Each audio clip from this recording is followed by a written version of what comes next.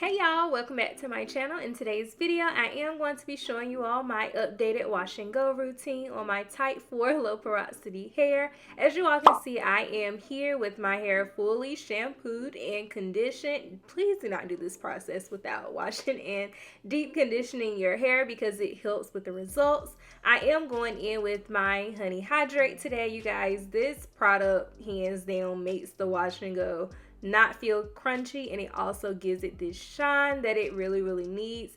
You want to make sure that you're breaking up the sections and getting the product in there. I am going to be using this curl enhancing smoothie, but as you all can see, I only use a little bit, and that is because if you use too much, it will flake.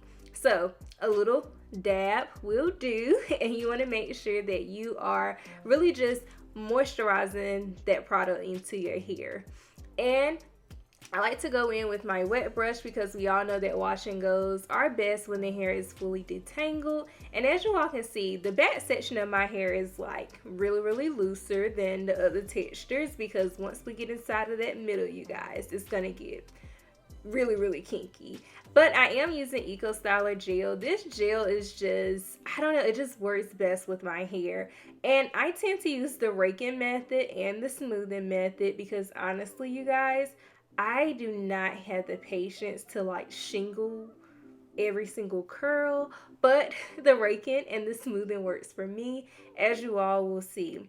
Now, I am really trying to smooth the products in. This is another tip to help reduce any flaking that you may have experienced in the past or that you're afraid that you're going to experience. You want to make sure that you're working the products inside of the strands. And what I mean by that is smooth until you can't smooth anymore. As you all can see, I do not have a lot of white product residue left on my hair, and that is because I'm actually taking the time to really smooth and work the products within my hair.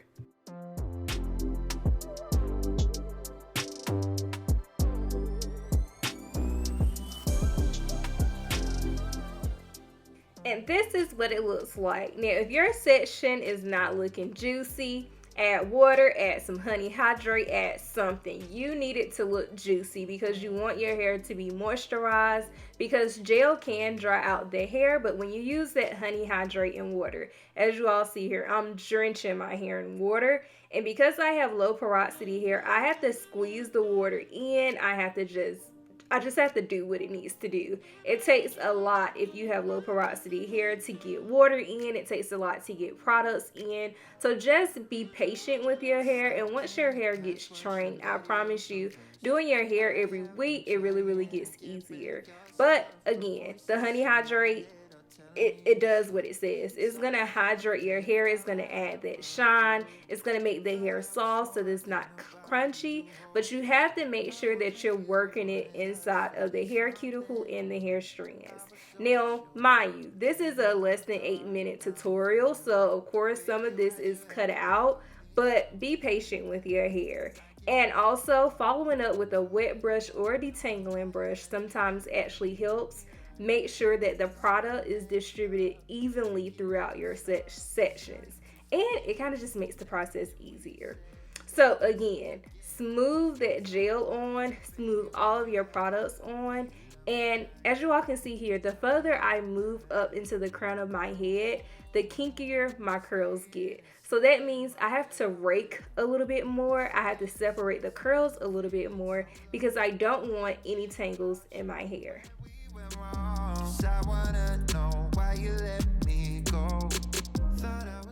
And the hair has some life to it. It's bouncy, it's flowy, it's shiny. It also has length. Now, mind you, my hair is cut into layers, so that's why it doesn't look the same length. My hair just kind of grew out that way. But just make sure that you're repeating this process all over your head. And if you see any little white spots, go ahead and smooth them in so that you don't have to worry about your hair drying in a little flaky area, because sometimes you can get flakes from having too much product in some areas, and that's why it's so important to smooth the products in.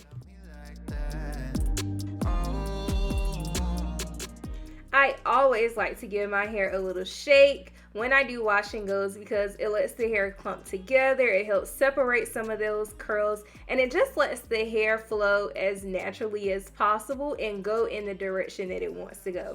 I know you all know what I'm talking about. Some days your hair wants to lay this way, the other day it wants to lay the other way, so that's what we figure out. Now right here I'm going to clean up the part, and then I'm going to add a little bit more gel because I'm into this side part phase, you guys, because when I had that middle part, I be feeling like I'm a little kid. So now I'm using my rat tail comb just to smooth it in just a little bit so that I can use one of my large bobby pins.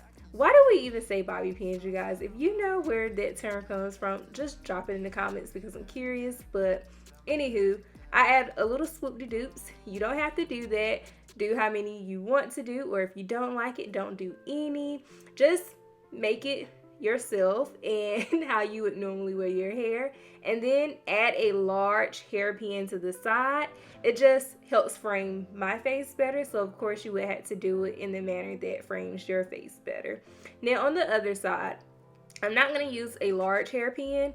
I am just smoothing the top because I'm going to add a side one. And because the side of my hair over here is not going to be seen, instead of adding gel, I'm adding honey hydrate. And do you all see how like slick the honey hydrate had got that side without me using any gel on my edges? Yeah, the product is really good. It might be a little pricey, but it's really good and it goes a long way. So this is how my hair looks. It is still completely wet, but I'm loving the results because, of course, this is my best wash and go combo that I have ever tried. And my hair is super defined. I know that it's going to last all week. And yeah, I set up under the dryer for about 15 minutes and I let it air dry to about 95%. And this is what the results look like. I have not stretched my hair at all because, of course, I like to do that with my nighttime routine. But I knew what the results were going to be because this is like a routine that I have been using for about a year and a half now. And as always, I really hope you all enjoyed the video and found it useful. If you haven't already, go ahead and subscribe to my channel. And I can't wait to see you all in the next one. See ya!